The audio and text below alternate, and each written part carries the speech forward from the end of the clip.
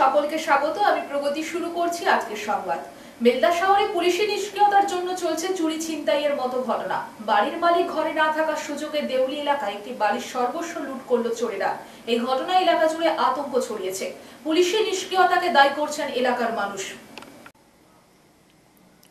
বেলদা শহরে পুলিশের নিষ্ক্রিয়তার জন্য চলছে চুরি ছিনতাইয়ের মতো ঘটনা। বাড়ির মালিক ঘরে না থাকার সুযোগে দেউলি এলাকায় একটি বাড়ির সর্বস্ব লুট করলো চোরেরা। এই ঘটনায় এলাকা জুড়ে আতঙ্ক ছড়িয়েছে। পুলিশের নিষ্ক্রিয়তাকে দায়ী করছেন এলাকার মানুষ। উল্লেখ থাকে, বেলদা শহর এক প্রকার সমাজ বিরোধীদের মুক্তাজ্জল হয়ে গেছে। প্রতিনিয়ত নানা মাদকদ্রব্য রমরমিয়ে বিক্রি হচ্ছে, চলছে জুয়ার বোর্ড। আর এই সমস্ত কিছুর যোগান দিতে চুরি ছিনতাই বাড়ছে। বুধবার রাতে দেউলি এলাকায় পাকা রাস্তার ধারে থাকা দীপক মহাপাত্রের বাড়ির পিছনের দরজা ভেঙে বাড়ির প্রায় সর্বস্ব লুট করেছে চোরেরা। দীপক মহাপাত্র অসুস্থতার জন্য হাসপাতালে ভর্তি রয়েছেন। পরিবারের বাকি সদস্যরাও বাইরে। প্রায় এক মাস ধরে বাড়ি ফাঁকা। এই সুযোগ বাড়ির এলইডি থেকে সমস্ত কিছু চুরি করে দুষ্কৃতীরা। ঘটনার পরে বেলদা থানার পুলিশ গেলেও কোনো অভিযুক্তকে গ্রেপ্তার করতে পারেনি। এমনকি দীপক মহাপাত্রের বাড়ির অদূরে রয়েছে মহকুমা পুলিশ আধিকারিকের অফিস। আর তার পাশেই এই ধরনের চুরির ঘটনায় পুলিশের ভূমিকা নিয়ে প্রশ্ন তুলেছেন এলাকার বাসিন্দারা। এগুলা সাধারণ মানুষের মধ্যে অসুবিধা হবে।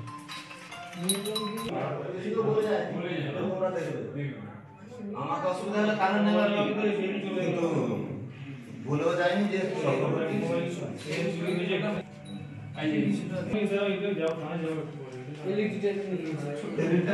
ক্যামেরা নিয়েছে দামি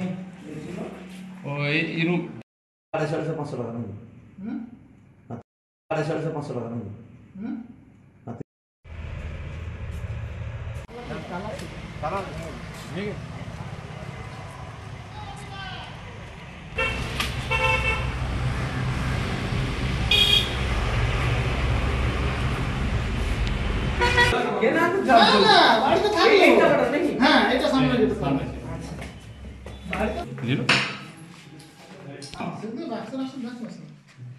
ভিডিও অন নেওয়া আছে রাউন্ড করো উপরে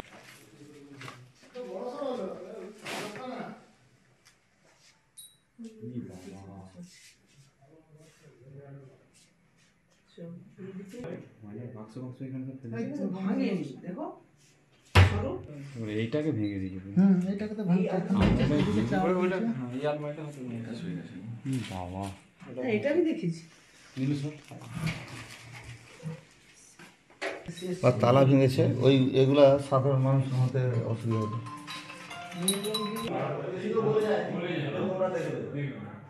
আমাকে অসুবিধা হলে কারণ নেবার কিন্তু ভুলেও যায়নি যে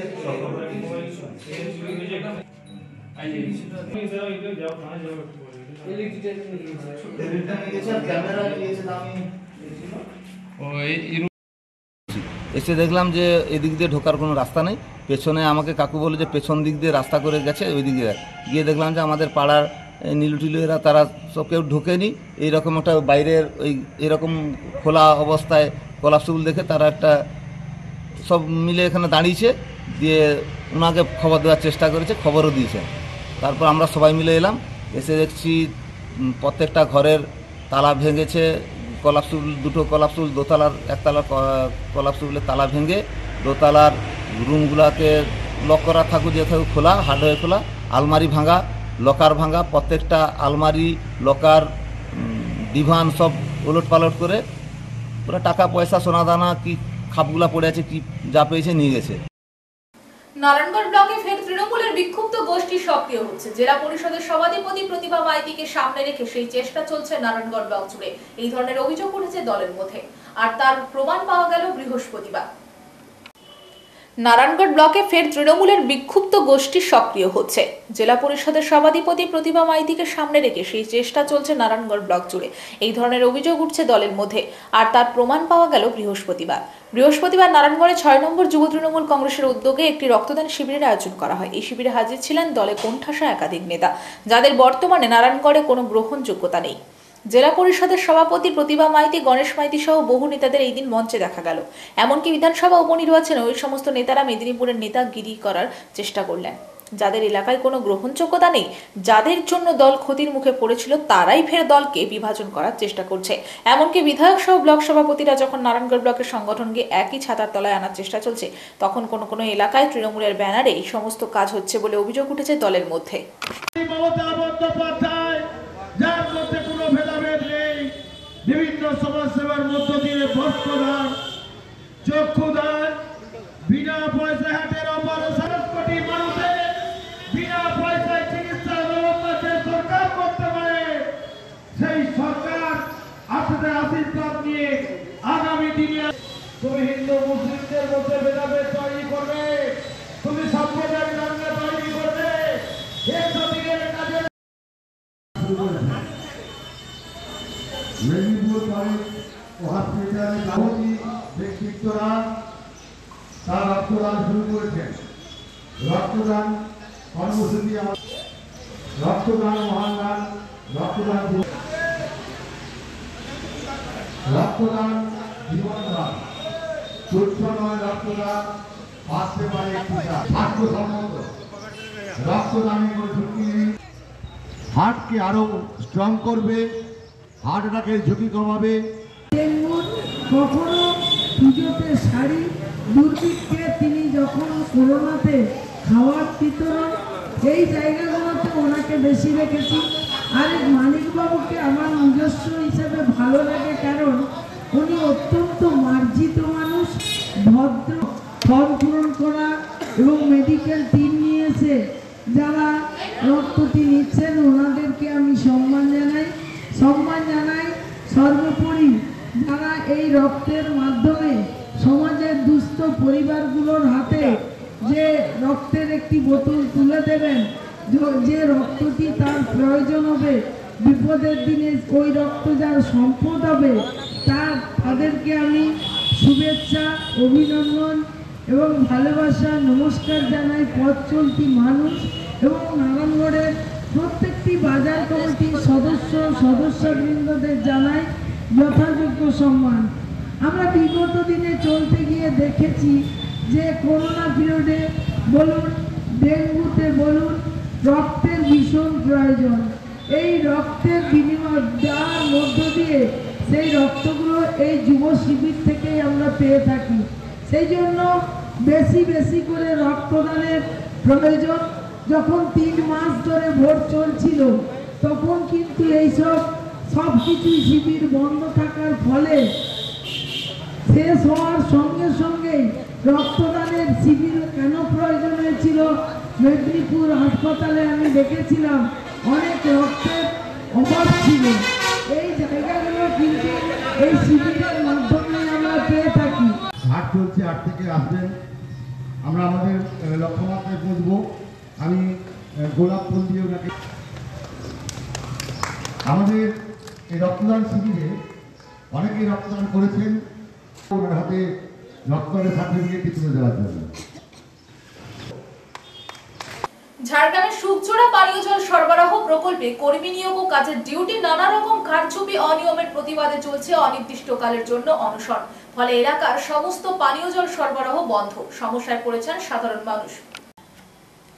ঝাড়গ্রামের সুখজোড়া পানীয় জল সরবরাহ প্রকল্পে কর্মী নিয়োগ ও কাজের ডিউটি নানা রকম কারচুপি অনিয়মের প্রতিবাদে চলছে অনির্দিষ্টকালের জন্য অনশন। ফলে এলাকার সমস্ত পানীয় জল সরবরাহ বন্ধ, সমস্যায় পড়েছেন সাধারণ মানুষ। ঝাড়গ্রামের বিনপুর 2 নম্বর ব্লকের বামুনডিহা গ্রামের এই এলাকায় রয়েছে পানীয় জলের প্রকল্প। এই পানীয় জলের প্রকল্প থেকে এলাকার বড় অংশের মানুষের বাড়িতে পানীয় জল পান, কিন্তু সেই জল এখন বন্ধ। এই কারণ ওই পানীয় জল প্রকল্পের জমিদাতারা কাজ বন্ধ করে অনশনে বসেছেন। জমিদাতাদের অভিযোগ, এই প্রকল্পের কাজ শুরু হওয়ার সময় জমিদাতাদের প্রতিশ্রুতি দেওয়া হয় জমি মালিকদের কাজে নিয়োগ এবং টাকা দেওয়ার, কিন্তু সেই টাকারও কাজ সঠিকভাবে এখনো মেলেনি। এছাড়াও অনেক জমিদাতারা এখনো কাজই পাননি।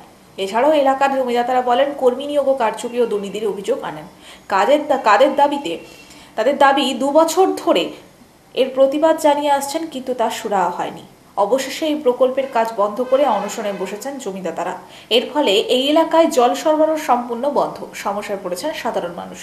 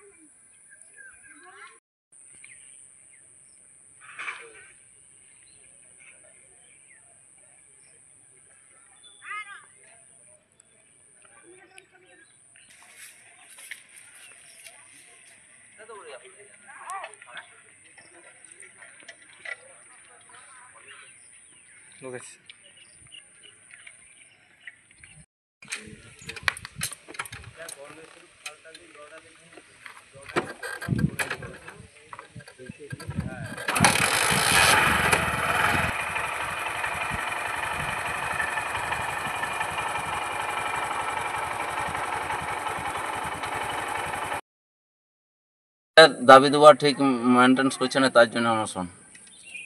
কি রকম দাবি রয়েছে আপনাদের? দাবি রয়েছে আমাদের জমির ক্ষতিপূরণ এখনো পায়নি, কাজের দুর্নীতি মানে বহিরাগত লোক নিয়োগ হয়েছে, আর এখন অফিসাররা কিভাবে নিয়োগ করেছে সেটা জানি নেই, কিন্তু বাইরের লোক বহিরাগত আছে দেখছি। আর এমনও হচ্ছে 4 মাস 6 মাস কাজ করছে, তারা হয়তো 5 মাস কাজ করে 6 মাস কাজ করে চলে যাচ্ছে, তারা এখনও বেতন পায়নি 5 মাসের। কি নাম আপনার? রঞ্জিত মাহাতো। কৃষক জোড়া প্রকল্পে আমাদের যখন জমি নিয়েছিল তখন আমাদের জমির ক্ষতিপূরণ অর্থ এবং জমির যে বর্তমান মূল্য সেই মূল্য দেওয়ার প্রতিশ্রুতি নিয়ে এবং জমিদাতাদের কাজ দেওয়ার প্রতিশ্রুতি নিয়ে জায়গা নিয়েছিল, কিন্তু এখনও জমিদাতারা কাজ এবং টাকা সম্পূর্ণরূপে কিছুই পায়নি। এখানে জমিদাতারা কাজ করছে, কেউ 2 মাস, কেউ 4 মাস, কেউ 6 মাস, কেউ 12 মাস, কেউ বা এখনও কাজেই পায়নি, এমন পরিস্থিতি চলছে। এছাড়াও টাকার ক্ষেত্রেও সেই একই পজিশন, এবং এখানে বহিরাগত যে কর্মীরা আছে তারা আমাদের জায়গা দখল করে রেখেছে। আমাদের যে কাজের পাওনা সেই কাজটা বহিরাগতরা করছে। আমাদের দাবি বহিরাগত কর্মীদের সরিয়ে আমাদের যারা জমিদাতা কর্মী রয়েছে তাদেরকে সবার 12 মাস কাজ এবং যারা পায়নি তাদের সুরাহা করার জন্য আমাদের এই আন্দোলন চলছে। এর আগেও এই আন্দোলন করেছিলেন আপনারা? তখন আমরা গত 11/2023 আবার গত 23-এ আমরা অনশনে বসেছিলাম, এবং সেখানে একটা বিডিও অফিসে পিএইচ-এর আধিকারিকরা, চাষিদের প্রতিনিধি এবং বিডিও আইসি থেকে একটা সমাধান হয়েছিল, কিন্তু সেই সমাধানও এখনো কার্যকর হয়নি। আমাদের দাবি সমাধান যাতে কার্যকর হয় তার ব্যবস্থা করুন। কি নাম আপনার? আমার নাম গৌরাঙ্গ মাহাতো। রাস উৎসব মানে মানুষ ঠকানো নয়, মানুষের মধ্যে সৎ মানুষ তৈরি করা, মানুষের জ্ঞান বুদ্ধি বৃদ্ধি করার লক্ষ্যে এই রাস উৎসবের আয়োজন। আজ যারা রাস উৎসবের নামে মানুষ ঠকাচ্ছেন সেই পর্যায়ে শিবমণি যোগাশ্রম পড়ে না। বৃহস্পতিবার এই কথা বলেন শিবমণি যোগাশ্রমের প্রধান অনিল প্রধান। রাস উৎসব মানে মানুষ ঠকানো নয়, মানুষের মধ্যে সৎ মানুষ তৈরি করা, মানুষের জ্ঞান বুদ্ধি বৃদ্ধি করার লক্ষ্যে এই রাস উৎসবের আয়োজন। আজ যারা রাস উৎসবের নামে মানুষ ঠকাচ্ছেন সেই পর্যায়ে শিবমণি যোগাশ্রম পড়ে না।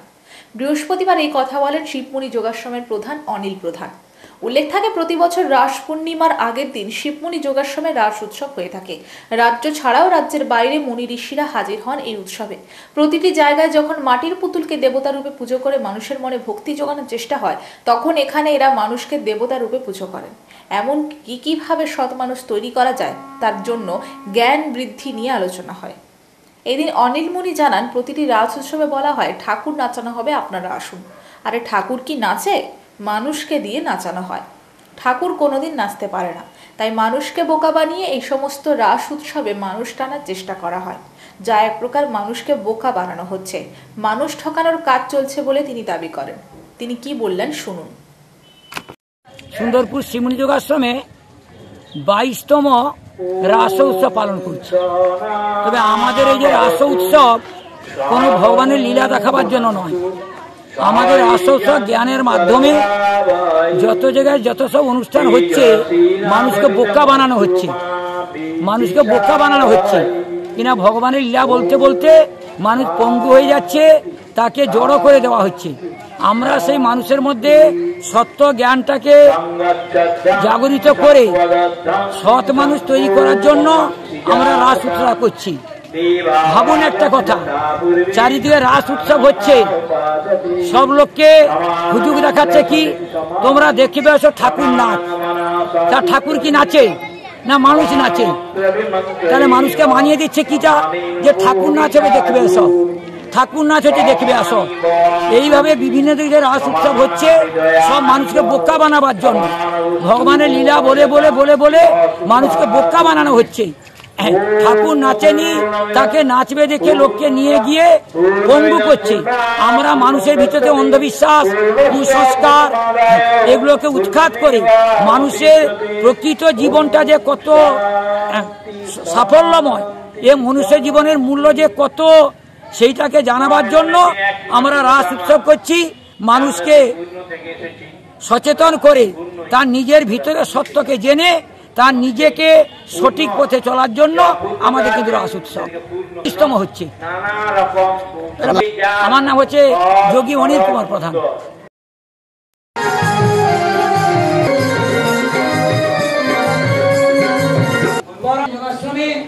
রাসের দ্বিতীয় অনুষ্ঠান দেখছেন। আজকে উৎসব গত লক্ষ্মী পূর্ণিমা থেকে আপনার প্রত্যহ সন্ধ্যা 6টা থেকে 8টা পর্যন্ত 40 জন শ্রোতার সমন্বয়ে ভাগবত পাঠ চলছে। যোগী ভূপতি চরণ পাত্র, বাকি তার সঙ্গে 4 জন আছেন, মণিমতি সমা দাস, মণিমতি লক্ষ্মী দাস, মণিমতি টুকুমণি সামন্ত।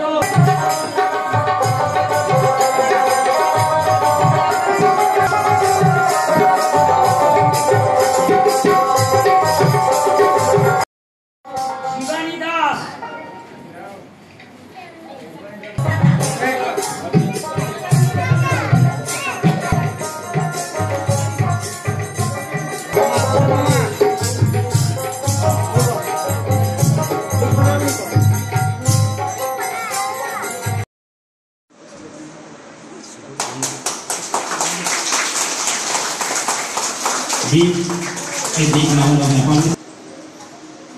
Students, please give a big hand.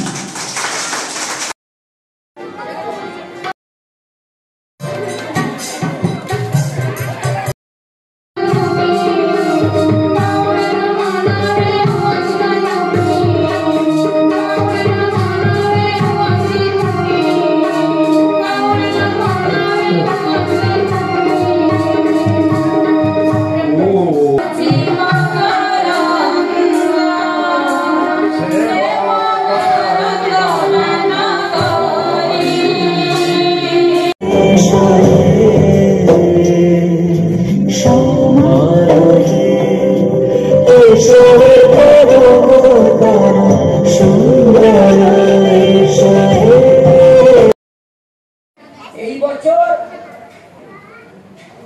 আমাকে চেষ্টা করে এই জায়গাটাকে ঢালাই করে দিতে হবে, কেন চারিধারে সব দিকে হচ্ছে মাটি থেকে এসে এইটা অনেকে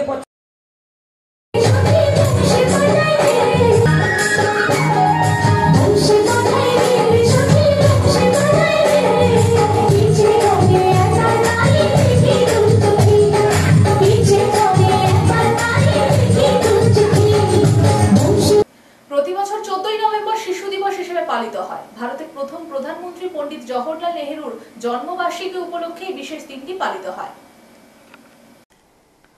প্রতি বছর 14ই নভেম্বর শিশু দিবস হিসেবে পালিত হয়। ভারতের প্রথম প্রধানমন্ত্রী পণ্ডিত জওহরলাল নেহেরুর জন্মবার্ষিকী উপলক্ষে এই বিশেষ দিনটি পালিত হয়। কথিত আছে যে পণ্ডিত জওহরলাল নেহেরু শিশুদের খুব ভালোবাসতেন, তাই তার জন্মবার্ষিকী শিশু দিবস হিসেবে পালিত হতে শুরু করে। এই দিনটি শিশুদের জন্য খুবই বিশেষ করে স্কুলে এবং বাড়িতেও তাদের জন্য অনুষ্ঠানের আয়োজন করা হয়। পূর্ব মেদিনীপুর জেলার এগরা 1 ব্লকের রামকৃষ্ণপুর মডেল ইংলিশ স্কুলের কচি কাচাদের নিয়ে শিশু দিবস যথাযোগ্য মর্যাদায় পালন করা হয়। এদিন বাচ্চাদের বিশেষ মনে করার জন্য সর্বাত্মক প্রচেষ্টা করা হয়। শিশুরা এই দেশের ভবিষ্যৎ। এই দিন মডেল ইংলিশ স্কুলের শিশুদের জন্য মিউজিক্যাল চেয়ার, পাসিং পাসের মতো কিছু খেলারও আয়োজন করা হয়। কার্যত দিনভর শিশুরা আনন্দ উপভোগ মাতোয়ারা। Thank you, Chef. Now I would like to request our honorable director, sir. A memento from Model English School. We are giving them a token of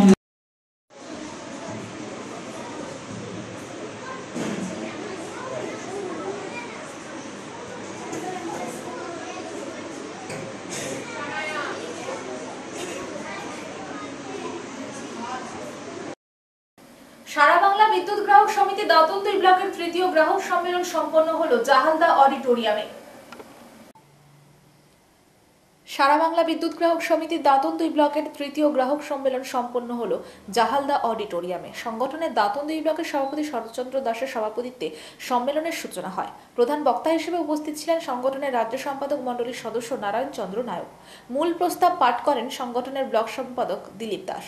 বিভিন্ন অঞ্চলের গ্রাহকগণ মূল প্রস্তাবের উপর আলোচনা করেন। সম্মেলন থেকে সঞ্জয় ঘটককে সভাপতি ও দিলীপ দাসকে সম্পাদক করে 30 জনের ব্লক কমিটি গঠিত হয়। সমাপ্তি বক্তব্য রাখেন সংগঠনের রাজ্য সম্পাদক মণ্ডলীর সদস্য পশ্চিম মেদিনীপুর জেলা আহ্বায়ক বিদ্যাভূষণ দে।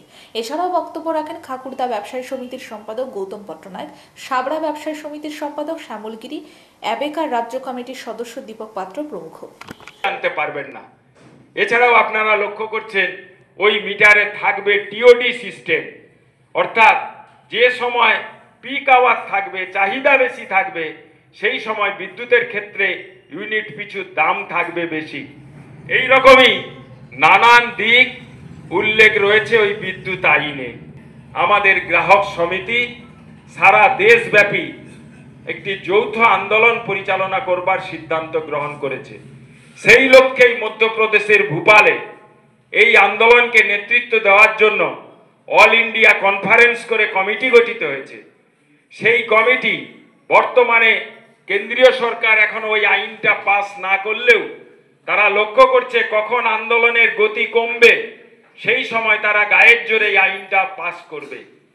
তাই আমাদের সংগঠনের ওই যে অল ইন্ডিয়া কমিটি সিদ্ধান্ত গ্রহণ করেছে ব্যাপক গ্রাহককে এই আন্দোলনের ব্যাপারে সচেতন করিয়ে গ্রাহক প্রতিরোধ কমিটি গঠন করে একদিকে যেমন আন্দোলন সংগঠিত করা, অন্যদিকে গ্রাহকদের এলাকাতেই যখন স্মার্ট প্রিপেড মিটার লাগাতে আসবে এই গ্রাহক প্রতিরোধ কমিটি সংঘবদ্ধভাবে প্রতিরোধ করবার চেষ্টা করবে।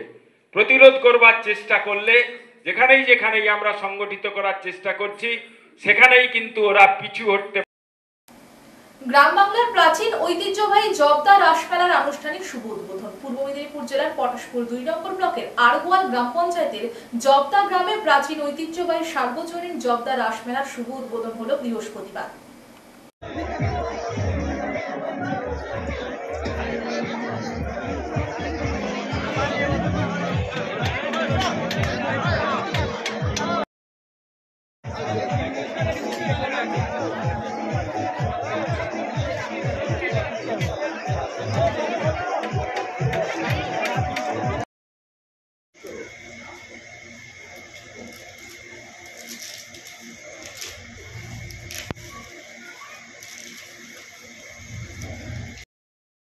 পূর্ব মেদিনীপুর জেলার দক্ষিণ কাঁথি বিধানসভা কেন্দ্রের কাঁথি খাড়গাবনি শান্তি সংঘের 42তম প্রতিষ্ঠাতা দিবস উপলক্ষে 2 দিন ব্যাপী নকআউট ফুটবল টুর্নামেন্ট পরিচালনায় খাগড়াবনি শান্তি সংঘ স্বর্গীয়া সন্ধ্যারানী বারিক স্মৃতি কাপ 2024 প্রথম পুরস্কার রয়েছে 1 লক্ষ টাকা, দ্বিতীয় পুরস্কার রয়েছে 60,000 টাকা।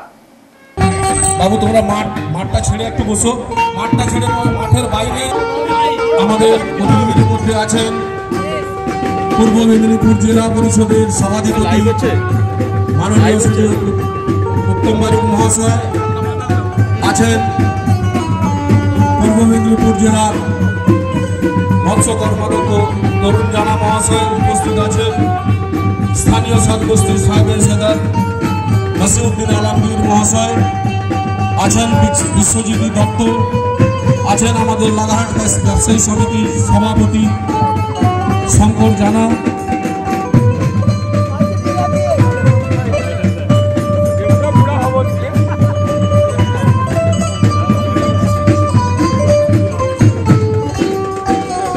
আমাদের প্রত্যেকটি খেলা 30-60 মিনিট করে হবে।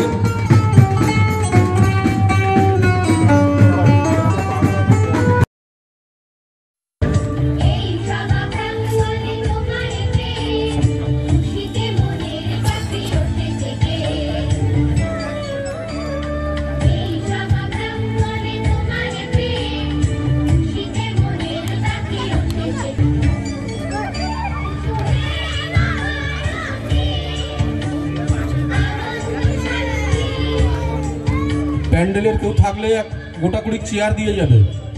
প্যান্ডেলের কেউ যদি থাকেন গোটাগুড়ি চেয়ার দিয়ে যাবেন। গোল পোস্টের কাছে দুই দিকে চেয়ার নিয়ে